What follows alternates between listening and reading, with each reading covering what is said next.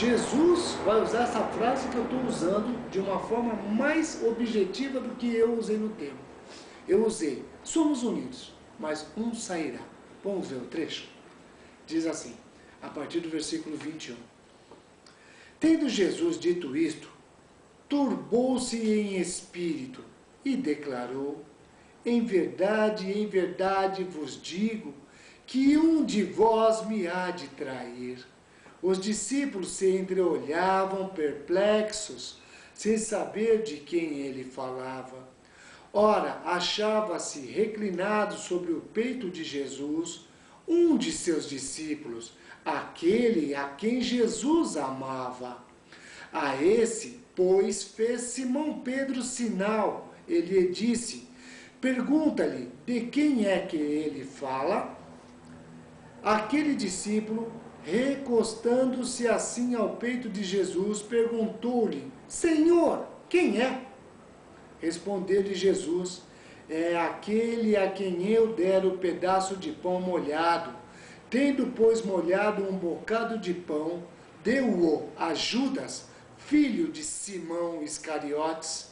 Logo após o bocado, entrou nele Satanás.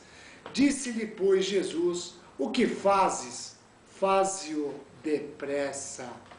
28. E nenhum dos que estavam à mesa percebeu, não está aí, tá? A que propósito lhe disse isto? Jesus estava dizendo antes: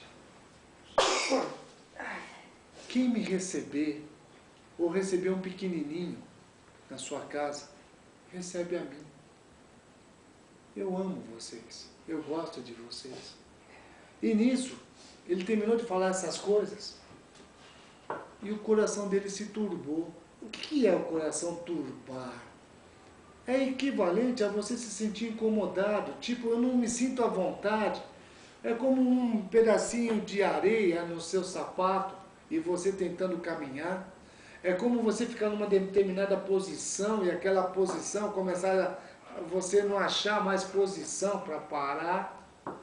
Jesus se turbou no seu espírito. Ele começou a ficar triste. Ele começou a ter uma posição de quem está numa festa, reuniu 12 pessoas que ele gostava muito, num lugar chamado tabernáculo, estava ali paradinho, e ele falou: tem algo errado, e eu preciso falar isso para vocês. E ele começou a se sentir triste. Agora vamos entender uma coisa. O ministério de Jesus foi de mais ou menos 3 anos e meio. 3 anos e meio ele chamou 12 pessoas e praticamente levantava, andava, comia, bebia e à noite iam deitar juntos. Eles tinham em comum tudo o que faziam. Imagina o grau de relacionamento que essas pessoas tinham. Era um grau de relacionamento muito afinado. 3 anos e meio convivendo, eles se conheciam muito bem.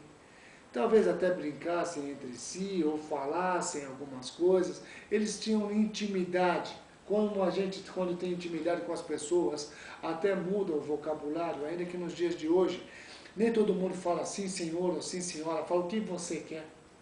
Natural que nasce, e os próprios pais viram e falam: não, isso é normal.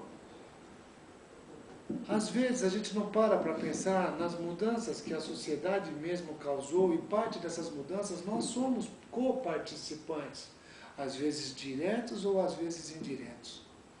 Às vezes a atitude que nós tomamos formaram resultados que hoje nós temos dificuldades em voltar a trazer de volta. Mas Jesus estava numa situação maravilhosa. Chamou as pessoas para comer, para ficar à vontade, está tudo no mesmo lugar, estava tudo certo, mas tinha algo que estava errado. E ele virou e falou: um de vós há de me trair. Imagina chegar diante de 12 pessoas que você convive 3 anos e meio, e com o coração triste, abatido, espírito abatido, virar e falar: um de vós me trai. O interessante é que ninguém sabia quem era. Eles começaram a se olharem, um olhou para o outro, canto de olho com olho nos olhos, um olhando, jogando gestos, mas ninguém sabia. Por que eu estou dizendo que está jogando gestos? Porque o único que parece que ficou numa posição estática foi João. Porque o discípulo amado que está se referindo aqui é o próprio que escreveu o livro. João era o único que estava reclinado no peito de Jesus e permaneceu reclinado no peito de Jesus. Ele não mudou a sua posição. Simão Pedro, percebendo isso, Deus fez um sinal para ele, como as pessoas, quando eu tenho intimidade, só de olhar para a pessoa, ela sabe se eu estou feliz ou não estou feliz, se eu estou contente com o que está acontecendo, se eu não estou contente, se está sendo quebrado o que é para ser feito, se o que está acontecendo, só com o olhar fala muito. Ele olhou e João entendeu perfeitamente que ele queria que fosse uma pergunta direta a Jesus. E é difícil, às vezes, a gente chegar para Jesus e falar, por quê? João não teve receio. Quem é? Jesus respondeu, aquele a quem eu der um bocado de pão molhado. E de alguma forma natural, não pode ter sido no mesmo instante, mas em algum momento Jesus, naquela reunião, não foi naquele instante, o texto dá a impressão que houve um período de tempo, um lapso de tempo aí. Mas foi naquela mesmo período de horas. Jesus, num determinado momento, pegou um pão, molhou o pão e entregou na mão de Judas Iscariotes. De Judas. Na verdade, o nome dele era Judas. O pai chamava Simão Iscariotes. Por isso, o sobrenome Iscariotes. E, nesse exato instante, diz a palavra de Deus que entrou em Judas um espírito de Satanás. Lembra que eu já usei a palavra Satanás? Satanás não é um palavrão como as pessoas cruz credo ou outros nomes que se dão. Não é. Satanás é a palavra chamada enganador. Assim como o diabo não tem nada mais do que uma palavra que se chama acusador. O nome diabo é o que acusa, o nome Satanás o que engana. O diabo entrou direto em Judas. E Jesus, olhando para ele, falou, o que tens que fazer, vai e faze-o depressa. Entendam bem, Jesus sabia o que ele ia fazer. E Jesus sabia que Judas, já vários dias antes, já tinha tramado com as pessoas como, onde e quando iria entregar Jesus.